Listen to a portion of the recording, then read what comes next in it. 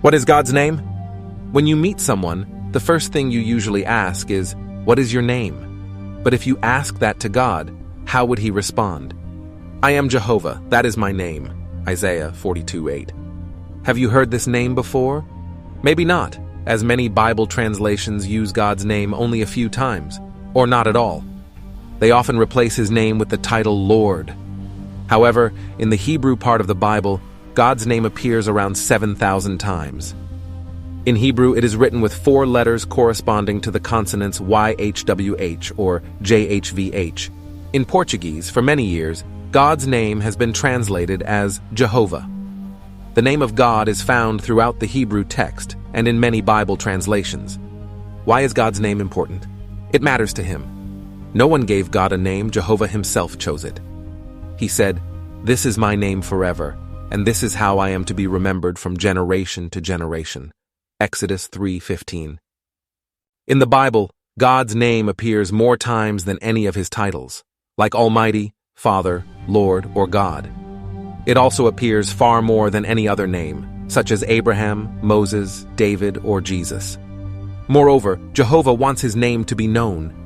The Bible says, "May people know that you, whose name is Jehovah, you alone are the most high over all the earth." Psalm 83:18. It is important to Jesus.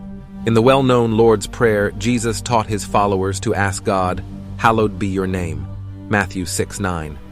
Jesus also prayed to God saying, "Father, glorify your name." John 12:28. Glorifying God's name was the most important thing to Jesus. That's why he said to God, "I have made your name known to them and will make it known." John 17:26. It is important to his worshippers. God's servants of old understood that his name was essential for receiving protection and salvation.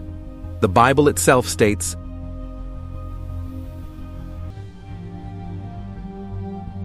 "The name of Jehovah is a strong tower. The righteous run to it and receive protection." Proverbs 18:10.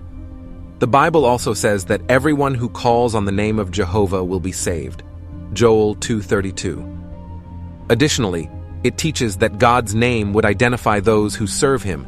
For all the peoples will walk each in the name of its God, but we will walk in the name of Jehovah our God forever. Micah 4:5, Acts 15:14.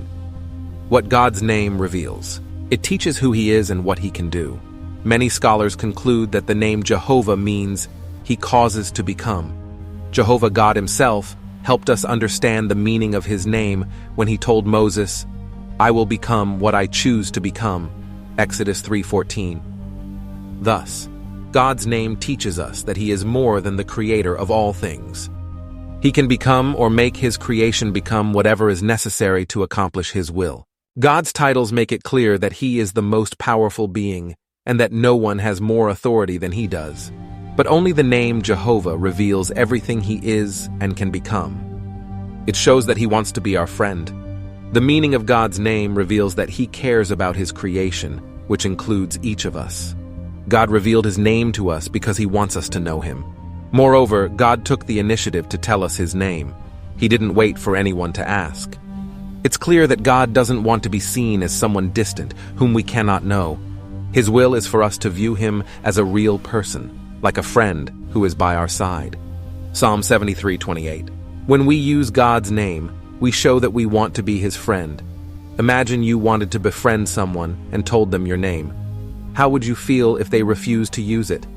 You might doubt whether they really wanted to be your friend. Something similar happens with God. Jehovah told us his name, and he encourages us to use it. When we use this name, we show Jehovah that we want to be his friend. Even when someone simply meditates on his name or thinks about it, Jehovah notices. Malachi 3:16. Learning God's name is the first step to knowing him. This is very important, but we shouldn't stop there.